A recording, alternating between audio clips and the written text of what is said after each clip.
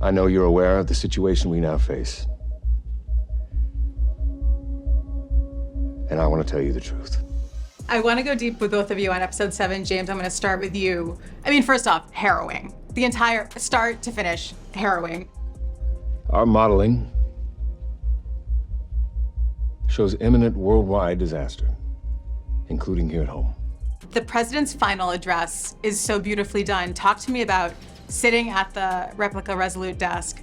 Did that hit you in a way that maybe you hadn't planned on it, or like how did it did actually. I didn't think it was going to. I think because you're just thinking about the purpose of the scene and the dialogue, and you're surrounded by all these wonderful actors who are just sitting there listening to you, and obviously you feel the pressure to deliver something impactful. But I found myself getting lost in it because in that moment, you know, he's given us a kind of cookie cutter speech that he just thinks is bullshit. Right. And then he's like, no, this is not the right thing to do. People deserve to know what's really happening. They need a chance to say goodbye. The right thing to do is to do this, is to give them the truth and speak honestly with them, and this is what they want. I'm telling you this so that you can make decisions based on where you want to be right now. I imagine myself for a second that if I was president, this is how I would want to speak. Yeah. And this is what I would want to say. And not make it about yourself, but provide some sort of comfort to everybody who's experiencing what they're experiencing. But yeah, it was a nice moment where I actually was very moved by the writing. Despite our tendency to focus on the grotesque, on the conflict, you are inherently decent.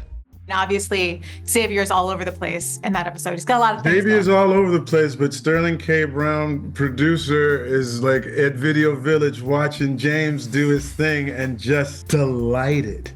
I mean, such wonderful humanity. Like you got this real sense. It's like I've not been fully forthright with the people, and I think that I'm doing it for the greater good, but at a certain point you just have to tell people what is, and you see that sort of just like sit inside of his soul. And so now you get to make the decision. Rather than me making the decision for you, you get a chance to decide how you want to spend this time right now. I thought it was absolutely beautiful, breathtaking.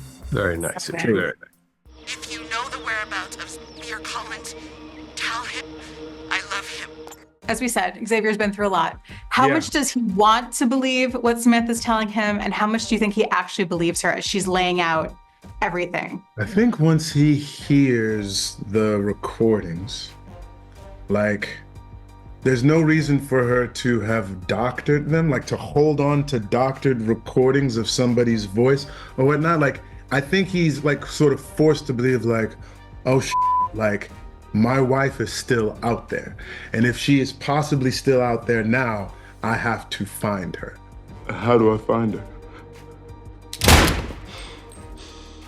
And the manipulation of this mother effing, I hate Sinatra so much. And I love Julianne Nicholson so much because she makes me hate Sinatra so much.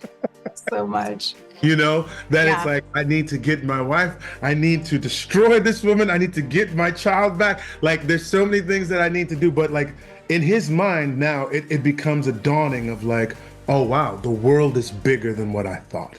You will return my arsenal of weapons, and you will find out who murdered the president. And you will return this place to normal if you ever want to see your daughter or your wife again.